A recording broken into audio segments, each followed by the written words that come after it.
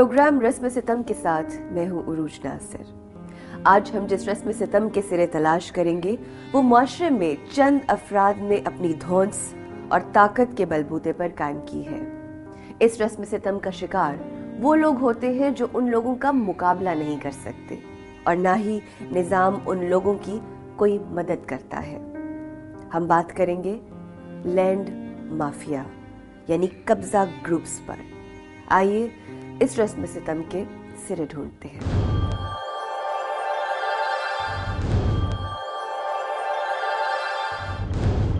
Land mafia के खिलाफ आए रोज किसी न किसी बड़े शहर में ऑपरेशन की खबर आती रहती है। आखिर ये लैंड माफिया है क्या और ये कौन लोग हैं जो किसी की जमीन पर कब्जा कर लेते हैं? कानून इनको किस तरह डिफाइन करता है?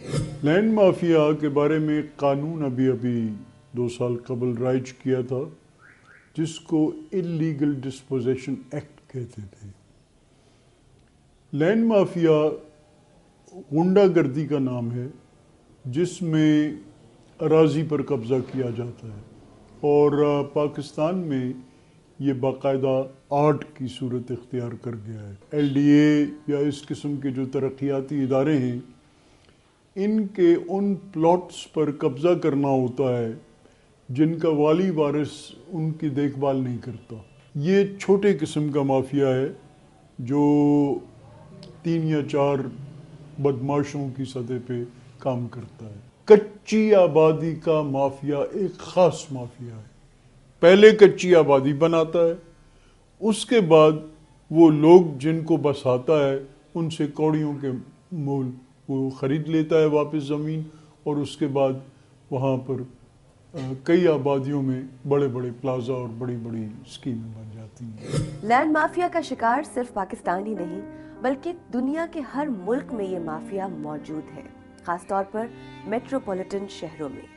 आखिर बड़े शहरों में ही ये माफिया ज्यादा एक्टिव क्यों है? तो जो ज़मीन की कमर्शलाइजेशन ज़्यादा होती है, उसके हसूल के लिए हवस ज़्यादा बढ़ती है, और ये जो लालच और हवस है ये उन जराइम को जन्म देता है, उन जराइम को तकफीयत देता है जिन जराइम की ऑर्गेनाइज्ड फॉर्म लैंड माफिया या लैंड ग्रैबर्स। तो अल्टीमेटली क्वेश्चन ये है कि इस क्राइम का कानून और कानून नाफिज करने वाले इदारों में बहुत गहरा ताल्लुक है, लेकिन फंडामेंटली ये रिलेट करता है कि एक सिस्टम जो कैपिटलिज्म है उसकी एक बीमारी की एक शक्ल, एक अलामत है कि वो अपने क्राइसिस में किस किस किस्म की बीमारियों में मुब्तला हो जाता है, और उनमें से लैंड माफिया और ये ग्रैबिंग एक।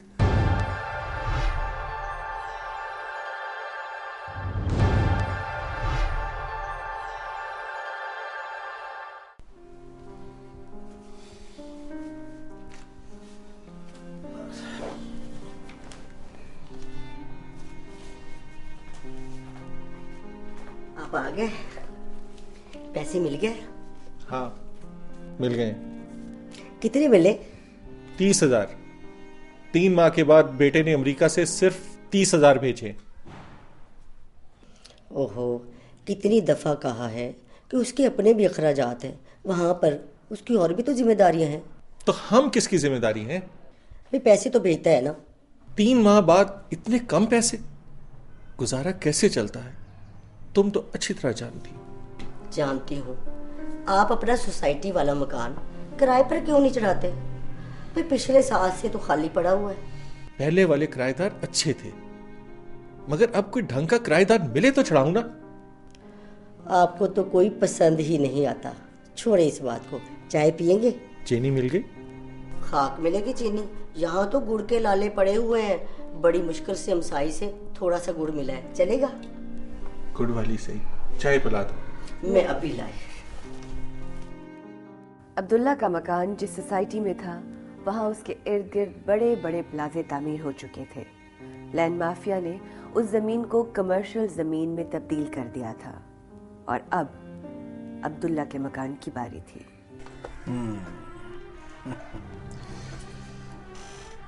कोई हल निकालो। नहीं, वो बुढ़ा नहीं मानेगा। कुछ सोचो यार, कुछ सोचो। वो अरबों रुपए की जमीन है, अरबों रुपए की। उस पे रेजिडेंशियल प्लाजा बनेगा तो एक एक फ्लैट करोड़ करोड़ रुपए का होगा। एक तरीका है। क्या? पहले किसी अपने आदमी को मकान किराए पर दिलाते हैं, फिर। वाह, लेकिन क्या? अरे ये इलेक्शन मुहिम भी तो हम ही ने चलाई थी ना। ठीक है। कल ही कुछ करते हैं। लैंड माफिया के पैदा होने की बहुत सी वजूहात हैं। इस माफिया को परवान चढ़ाने में सियासी हालात भी अहम किरदार अदा करते हैं। आखिर वो किस तरह के मुआशरती और सियासी हालात होते हैं जिनमें ये माफिया ज्यादा परवान चढ़ता है? लीडरशिप की बिट्रेयल्स होती हैं, जो गद्दारियाँ करती हैं अवाम की रवायती क़यादतें, चाहे वो ट्रेड यूनियन लीडरशिप हो, चाहे वो पॉलिटिकल लीडरशिप हो।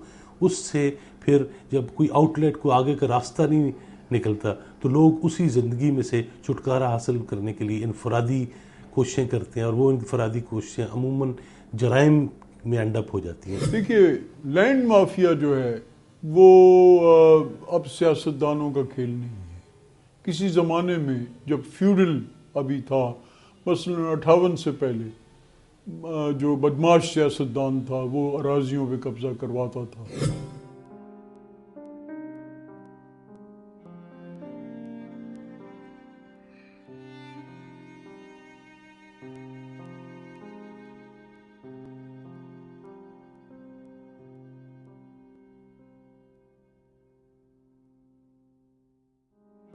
घर तो आपने देख लिया? हाँ जी बिल्कुल। पसंद आया आपको? जी बिल्कुल, बड़ा पसंद। सफाई का मैं माजरत। अंकल जी बिल्कुल फिक्र ना करें, वो मैं करवा लूँगा।